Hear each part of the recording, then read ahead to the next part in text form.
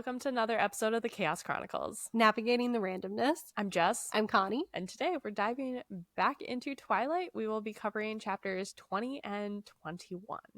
Before we get too deep into things, please follow us, like, subscribe at all of our social medias, which is TikTok, YouTube, Spotify, and Instagram. The handle for all four is at Chaos Chronicles Podcast, and that's Chronicles with an S. Yes. All right, Connie, would you like to tell us where we left off?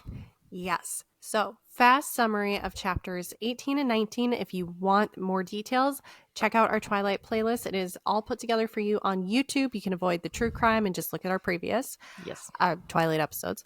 So, we're finally at the interesting stuff. The other vampires have arrived. James, his partner Victoria, and Laurent. Now, Laurent, he does not want to be a part of this fight. He does not want it, but James is going to hunt Bella. He wants her, and Edward knows it. They have now devised a plan to get Bella safely out of Forks while also keeping Charlie safe. But this means throwing off James by putting on a show so that Bella tells Charlie that she is leaving. She doesn't want to be in Forks anymore. She doesn't want to end up like her mother. And she eventually ends up using the exact words that Renee used to leave Charlie, leaving Charlie just stunned and hurt. It was so sad. It was so breaking my heart reading that. I know. Aww. But it works because Charlie lets her go. Yep. Bella and Edward drive back to the Cullens home where Laurent tells them everything about James. He is a tracker. He is not going to stop until you kill him. And it's James's coven. And which it's we James's didn't know. coven.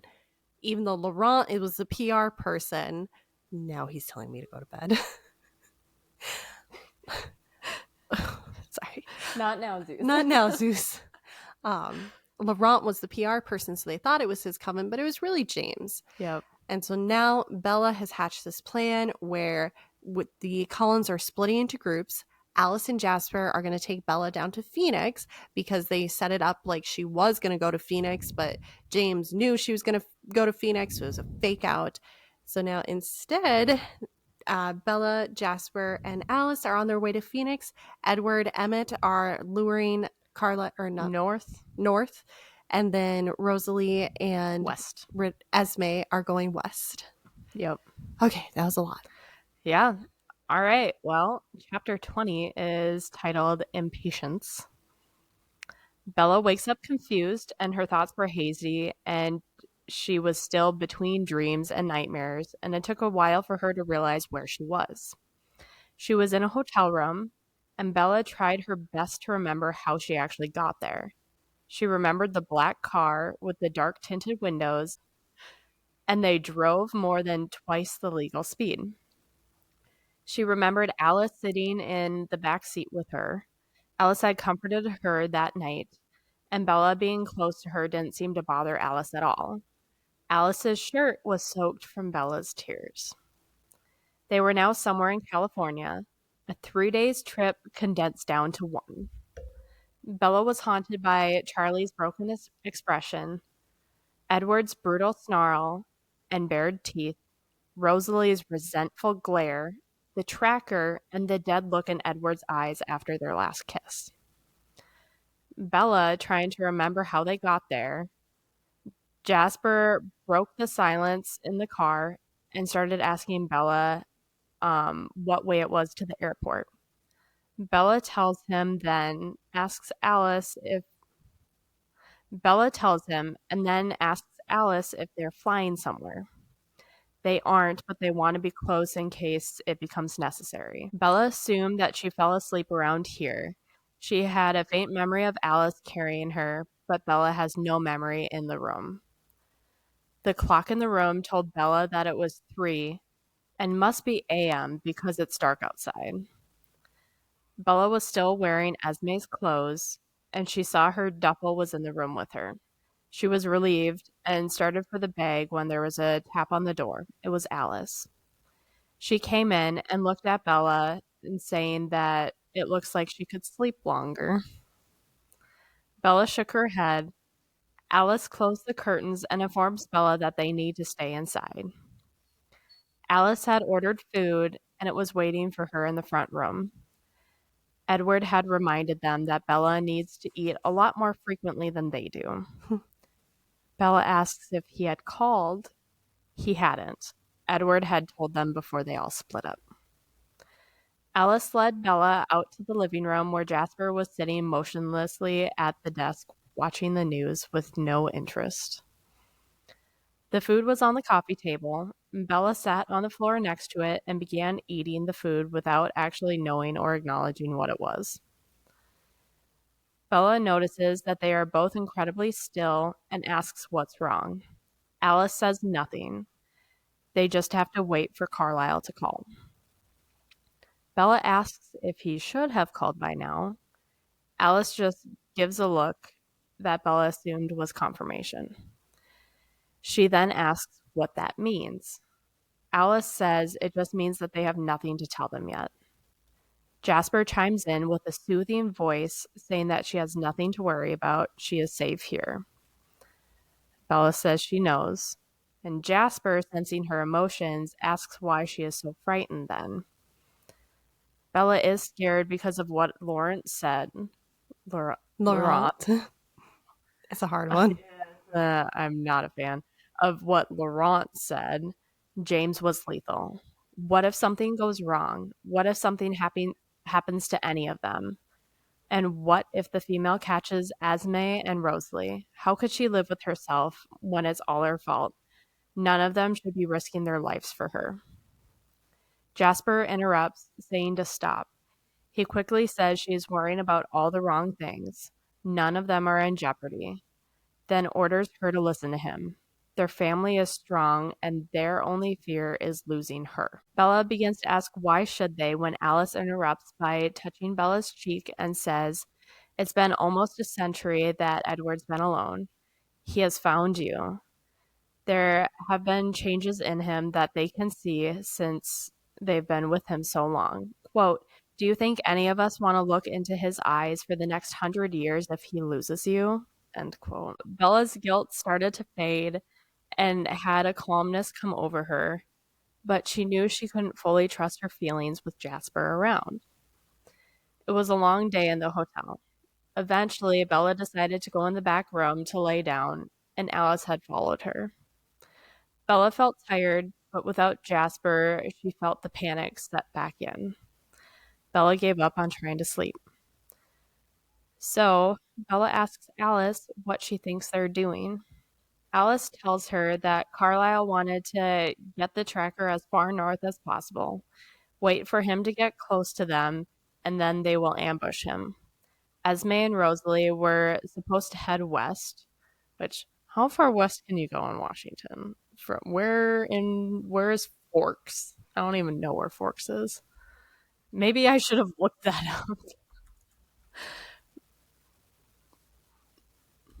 I know it's a legitimate place. My sister-in-law told me it was a legitimate place. It is a legitimate place. Is it? Not far. Forks is right there. You can't. Okay, Stephanie. How? I feel like that's not even. It wouldn't even take that. Sorry, I'm so like baffled. It wouldn't even take that long to get to the end. Oh, there is a Quileute. Quileute, I think. La Push. Yeah, those are actual places. Oh, they have a Mora too. We have a Mora also. We do. But yeah, that is very little distance. Yeah, but a lot of rivers. But like you're gonna hit the end really quick. So like what's the plan once you hit water? I don't know. Just a thought. So they were supposed to head west for as long as they could keep the female behind them. If she turned around, they were supposed to go back to Forks to keep an eye on Charlie. So since they hadn't called yet, she is assuming that things are going well, and the tracker is so close that they don't want him to overhear a phone conversation. Bella questions if Alice is telling her the truth, and Alice says that she will always tell her the truth. Bella then decides to ask, how does one become a vampire? Alice is quiet for a minute. Edward does not want Bella to know. Bella says that isn't fair. She deserves to know. Alice agrees, sighs, and says he'll be very angry. Bella assures her that it's none of his business. This will be between them. I love that. I really like Alice. You will. She's good. We really, like her. Alice. Alice says she will tell her the mechanics of it, but she doesn't remember turning and has never done it nor has ever seen it done, so she can only tell theory. Alice tells her that they are venomous. The venom doesn't kill, but it will incapacitate. It slowly spreads through the bloodstream, so once their prey is bitten, they're in too much pain to escape. But there are always exceptions, like Carlisle. It takes a few days to complete the transformation. It all depends on how much venom enters the bloodstream and how close the venom is to the heart. But as long as the heart keeps beating, the poison spreads, healing and changing the body. Eventually, the heart will stop and the conversion is finished. But the transformation is not pleasant. Every minute of the transformation, the victim will be wishing for death. Bella asks why Edward had said that the transition is hard to do. Alice tells her that they are like sharks in that way. Once they taste blood or smell it, it becomes extremely hard for them to restrain themselves from feeding. She isn't sure why she doesn't remember her transformation. The others remember the pain of the transformation as the sharpest memory they have of their human lives. She doesn't remember anything about being human. They laid in silence for a long while, and Alice suddenly jumps up, exclaiming that something had changed. She and Jasper reach the door at the same time, and he asks what she saw. Alice saw a room that is long, mirrors everywhere, a wooden floor, and there is a gold stripe across the mirror, and he is in the room and waiting. This is soon. He will be in the mirror room today or tomorrow. He is waiting for something and is in the dark now, running a VCR, but is too dark to tell where he is. The mirrored room also has a black table with a big stereo and TV. They aren't sure what it means and doesn't know where the room is. Bella suggests that they call. But at that moment, the phone rang, and it was Carlisle. Alice tells him about the room and then hands the phone to Bella. Edward is now on the phone, and Bella is relieved. She had been so worried about them. Edward is frustrated, saying that he told her to not worry about anything other than herself. They are outside of Vancouver, but they lost him. He seemed suspicious of them and was careful to stay just far enough away so Edward couldn't hear his thoughts. They assume that he is heading back for Forks to start over. The female was in Forks and went to Charlie's house while he was at work, but she hasn't gone near Charlie, and Esme and Rosalie are watching. He assumes that she is trying to pick up Bella's trail. Edward assures her that Charlie is safe. Esme won't let him out of her sight. Bella whispers that she misses him. Edward says he knows. It's like she's taken away half of him when she left, and Bella says to come get it. Mm-hmm.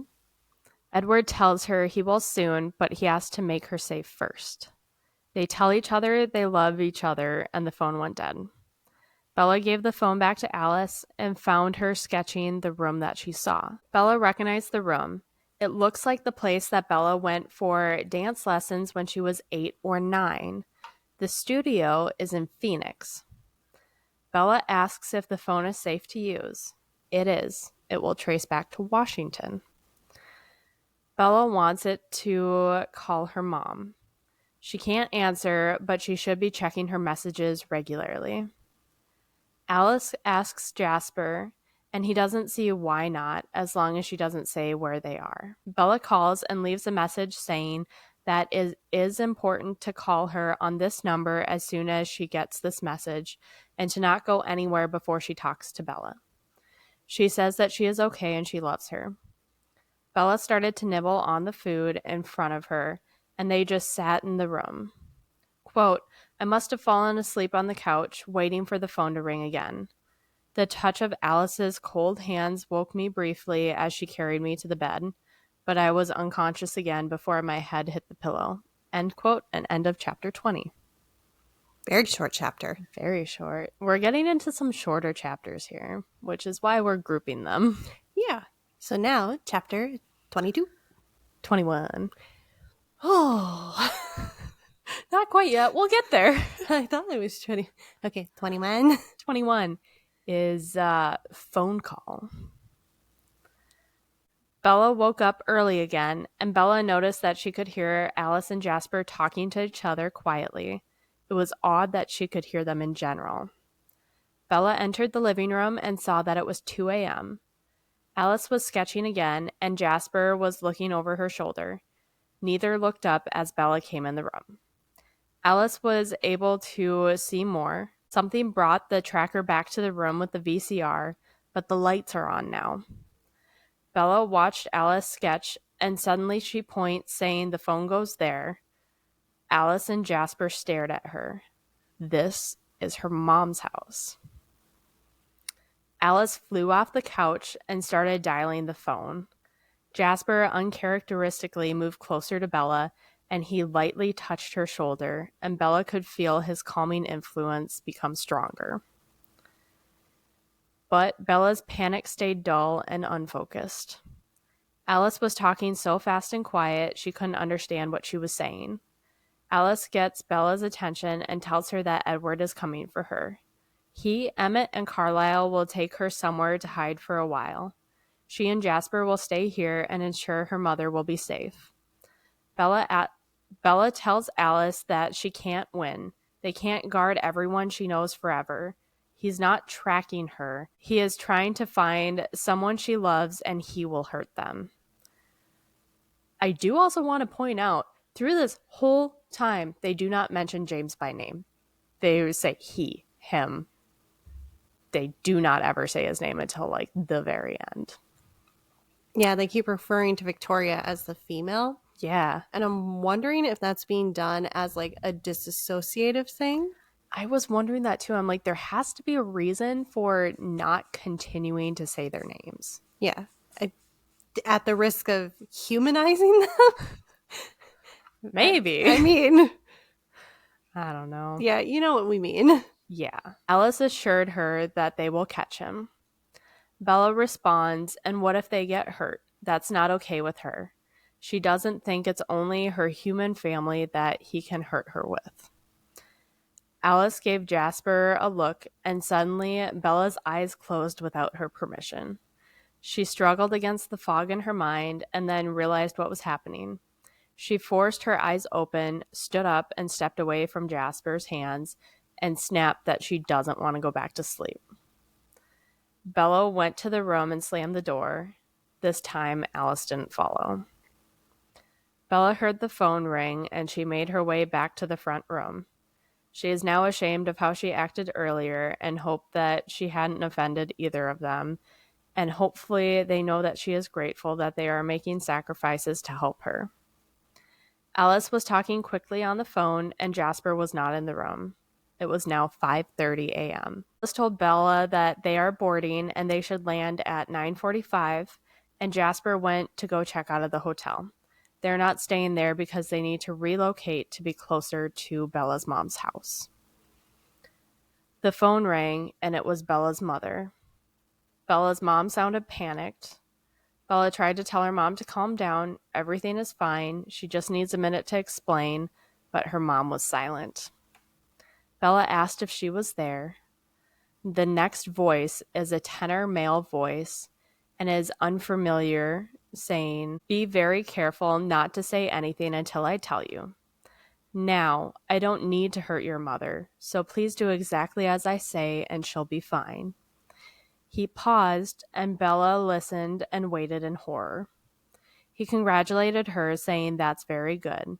Now repeat after me, and do try to sound natural. Please say, 'No, Mom, stay where you are.'" Can't Alice hear him on the phone? don't they have like super vamp hearing? Yeah, but How does that not extend to phones? I think Alice was distracted and like was purposely giving Bella space.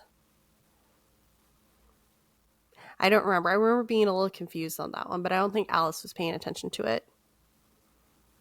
Okay.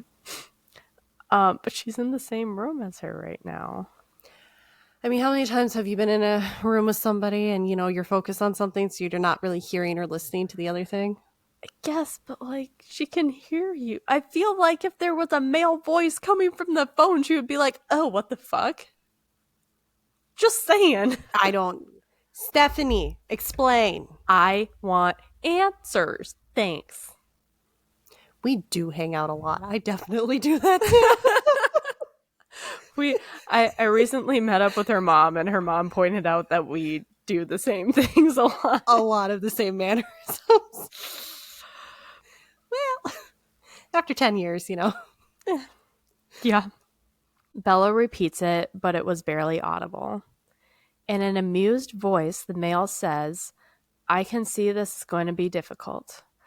Why don't you walk into another room so your face doesn't ruin everything? There's no reason for your mother to suffer.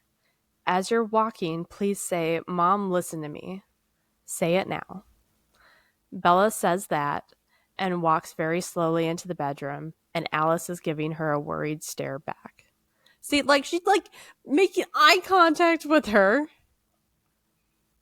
She can hear him. Flaw in your book, Stephanie. I am sorry. Unless they have to like exercise that listening. Because I mean, that I could understand because on a normal day, ask my coworkers, my default hearing, not phenomenal. My eavesdropping hearing, when I turn that on, is good. Here, hold up a second though. Say I was on the phone with someone and you were sitting right next to me, and I said, oh, it's my mom, and all of a sudden you hear a male voice. You would hear the male voice, and it's not a female voice. In theory. Depending on the phone and like if they had it turned down. And this is normal human well, how loud I put the phone, but like, I don't know. But Alice doesn't catch it, which is key. I know. Alice doesn't catch it. I get it. I know there's one or two flaws in this book. Just one or two. This is a flaw. This is one. Okay. So Bella shuts the door behind her and tries to think clearly. The male asks if she is alone. She is. But they can still hear you, I'm sure. Yes. He continues instructing her to say, Mom, trust me. She does. He continues, this worked out better than he expected. He was prepared to wait for her, but her mother arrived ahead of schedule. But it's easier this way, less suspense and less anxiety for Bella. He then asks if Bella will be able to get away from her friends. She answers no. He is sorry to hear that. He was hoping she would be more creative. He clarifies, does she think she could get away from them if her mother's life depended on it? What a dick. So it's just like cat and mouse. And I can now say that because I've seen it. So. Yeah. Yes, you have. 2 days in a row. 2 days in a row. So Bella remembers that they are going to the airport. It's crowded and confusing there. So she responds, yes. He tells her that's better. He's sure it won't be easy, but if he gets the slightest hint that she has company, that would be very bad for her mom. She should know enough about them by now to realize how quickly he would know if she tried to bring anyone, and how little time he would take to deal with her mother if that were the case. Bella says yes, and he continues to tell her that is very good. He wants to tell her to go to her mother's house. In the house, next to the phone, there will be a number. Call it, and he will tell her where to go from there. In a polite voice, he says, before noon, I don't have all day. Bella asks where Phil is, but he warns her to wait until he asks her to speak. It is important that she doesn't make her friends suspicious when she goes back to them. Tell them that her mother called and she talked her out of coming home for the time being. Now say, "Thank you, Mom," and say, "I love you. I'll see you soon." She does, and he says goodbye. He looks forward to seeing her again. He hangs up the phone, and Bella is frozen with terror. Bella tried to come up with another plan, but came to the conclusion that there was only one choice: to go to the mirrored room and die. She had no guarantees that he would keep her mother alive. She just is hoping that James would be satisfied with winning the game and beating Edward, that this would be enough.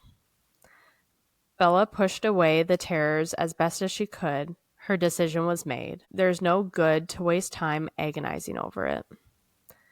Bella was grateful that Jasper was gone. If he had been there, he would have known, and she couldn't fake it. Somehow, she had to keep Alice away, and Bella had to find a way of accepting that she would never see Edward again. Bella came out saying that her mom was worried and wanted to come home, but she managed to convince her to stay away. Alice assured her that they will ensure that her mother is fine. I wrote a little side note that literally just doesn't make sense for like where my thought process was during this. Literally doesn't make sense, but I think I was thinking of that this plan wouldn't work because Alice and Jasper were planning to go directly to her mom's house. But they were just going to get a hotel room by the area? Yeah, they weren't going to go to her house. Okay, well, they're going to be in Phoenix, but scrap that. This was just my brain. Bella turned away from her and saw the hotel stationery. Bella asks Alice if she wrote a letter for her mom, would she give it to her and leave it at the house for her? In a careful voice, she says, "Sure, Bella." Bella went back to the bedroom and wrote, "I love you. I'm sorry. He has my mom, and I have to try. I know it may not work. I am very, very sorry. Don't be angry with Alice and Jasper. If I get away from them, it'll be a miracle. Tell them thank you for me. Alice especially, please. And please, please don't come after him. That's what he wants, I think. I can't bear it if anyone has to be hurt because of me, especially you. Please, this is the only thing I can ask you now. For me, I love you. Forgive me, Bella." Bella folded up the letter and sealed it in the envelope. Eventually he would find it, and hopefully he will understand and listen to her just this once. Quote, "And then I carefully sealed away my heart." End quote, and end of chapter 21. We got some really short chapters here. Mm-hmm. But we are getting to the good stuff. We are. I can't believe I just said that. I remember picking this book up and I was like, "It's going to be awful. It's going to be terrible. I don't want to read it. I don't care what it's about. I don't want to read it." These last few chapters, I read in one whole day and I was like, I just got to keep going. Oh, now we actually have some interestingness happening. And I'm excited because now we're getting into the big stuff. I know. And I actually remember, so just like a side note, on Midnight Sun, from this perspective, I don't remember them putting Bella to sleep, but Edward wasn't a part of it, so he wouldn't have gotten that. But they did continuously hunt James, and what they would do is, it was Emmett, Carlisle, and Edward. Mm-hmm. And so they'd come to a spot where they'd lose the scent, and then they would do, okay, Emmett, you're going to go left. Carlisle, you'll go right. I'll go straight. And then Alice would text Emmett saying like, oh, Emmett's direction will run into James because she can see the future only after a decision is made. So that's how they were tracking. So that's why Alice was constantly on the phone. Oh, interesting. And that's how they were keeping track of him. Huh. Mm-hmm. Interesting. Mm-hmm. Because that's Alice's whole thing is like the future isn't set in stone. I know. It's based on decisions. And that's going to be huge. And if it's not the next, no, it is the next chapter. I can see the next couple sentences. In the next chapter, that will become very important. On that note, join us next week for chapters 22 and possibly 23. Correct. We're almost at the end. There's only 24 chapters plus the epilogue, so we're almost at the end of Twilight. Almost there. We will see you guys next week. Adios. Bye. Oh, you can find us on our social medias. We forgot to do that. Screw it. You know where to find us. Like, follow, subscribe. Bye. Bye.